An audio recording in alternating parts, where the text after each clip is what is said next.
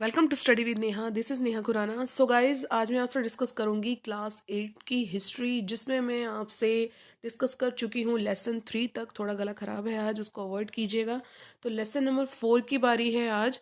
आदिवासी दीकू और एक स्वर्ण युग की कल्पना, ये एमसीक्यू क्वेश्चंस चल रहे हैं। नोट्स भी मैं आपको प्रोवाइड करूंगी इसी प्लेलिस्ट में। अब थोड़ा मैं ये सोच रही हूँ कि साथ में इंग्लिश मीडियम को भी हम साथ में रखें, तो हिंदी और इंग्लिश दोनों के ही नोट्स मैं आपको एक ही वीडियो में प्रोवाइड करूँगी। यानी कि कैसे करूँगी कि लेसन जो है, लेसन 1 2 3 अब हमारे हो चुके हैं, तो उसको मतलब नोट्स में डिवाइड कर दूंगी। हिंदी और इंग्लिश आपको बायलिंगुअल मिल जाएंगे। तो चलिए गाइज, आज की वीडियो हम स्टार्ट करते हैं। वीडियो ज़रा सा भी अच्छा लगे तो प्लीज़ लास्ट में लाइक शेयर ज़रूर कीजिएगा। तो चलिए स्टार्ट करते हैं।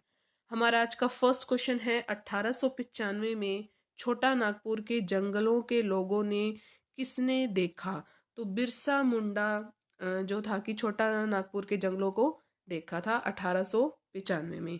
नेक्स्ट क्वेश्चन है, दीकू कौन थे? जो गाइस इसमें जो दीकू थे वो बाहरी लोग कहलाते थे। बाहरी लोग जो थे वो दीकू थे। ठीक है।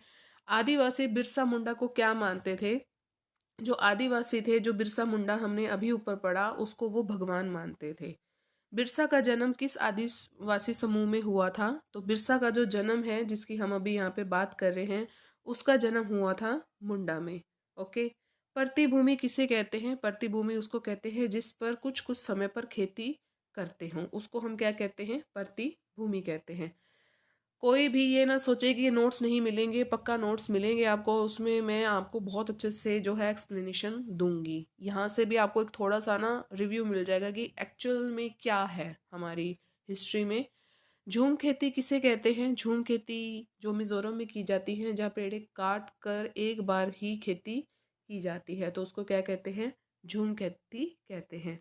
नेक्स्ट क्वेश्चन है, उड़ीसा में जंगलों में रहने वाला मुख्य समुदाय कौन सा है? तो जो उड़ीसा में रहते हैं वहाँ पे खोंड रहते हैं, जो जंगलों में रहते हैं। ओके। और नागपुर में कौन से हैं?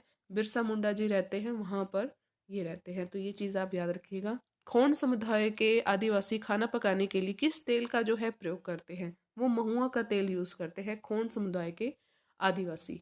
नेक्स्ट क्वेश्चन है, चमड़े की रंगाई के लिए किन फूलों की जरूरत पड़ती है?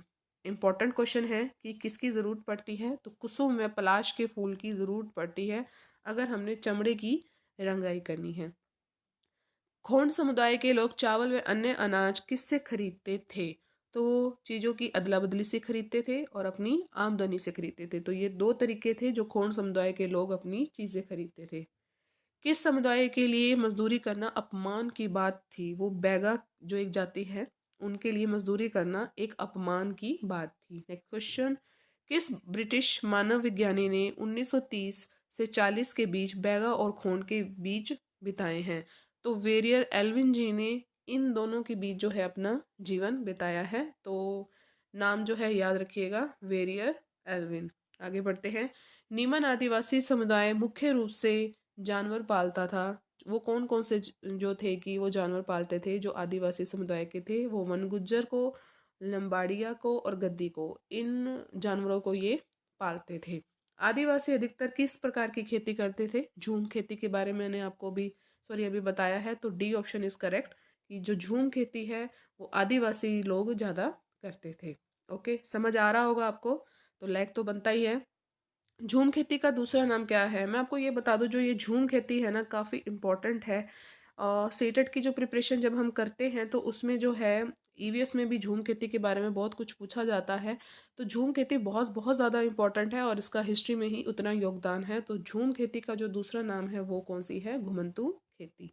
नेक्स्ट क्वेश्चन, बकरवाल की राज्य का कबीला है।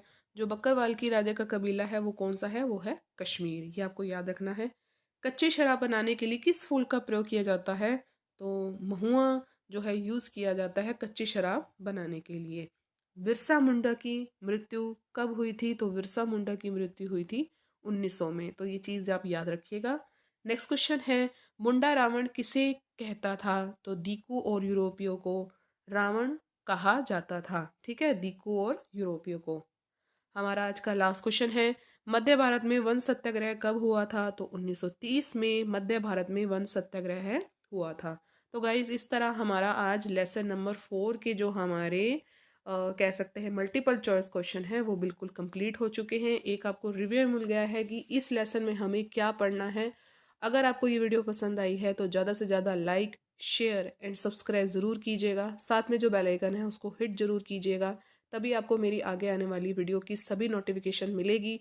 मैं आपको ये बता दूं कि 10th क्लास की भी हिस्ट्री मैं आपको करवा रही हूँ, और कल तक जो है हमारा लेसन नंबर 1 कंप्लीट हो जाएगा, क्योंकि बहुत बड़े बड़े पार्ट थे। 3 पार्ट कंप्लीट हो चुके हैं और जो है लास्ट का हमारा पार्ट रह रहा है। साथ में मैं आपको ये कहूँगी कि मेरे फेसबुक पेज को भी लाइक कीजिए। नीचे कमेंट सेक्शन में मैं आपको जो है लिंक प्रोवाइड कर दूँगी, study with Neha SN classes. जैसे आपको पता ही है कि एसएन क्लासेस जो था कि पहले मेरे चैनल का नेम था, तो फेसबुक पेज पे भी है वो, और स्टडी विद नेहा का अलग से एक पेज बना लिया गया है। उसमें मैं आपको डेली जो है हिस्ट्री के फैक्ट देती हूँ, हिस्ट्री के मोस्ट इंपॉर्टेंट क्वेश्चंस मैं आपको प्रोवाइड करती हूँ, जहाँ पर कह सकते हैं यूजीसी नेट के लिए बहुत ज़्यादा इंपॉर्टेंट रहेगा, जो जिनका हिस्ट्री सब्जेक्ट है। तो प्लीज़ उसको भी लाइक कीजिए, बहुत कुछ सीखने को मिलेगा। मिलेंगे हम अपनी नेक्स्ट वीडियो में। Till then thank you so much for watching guys. Bye bye guys and take care.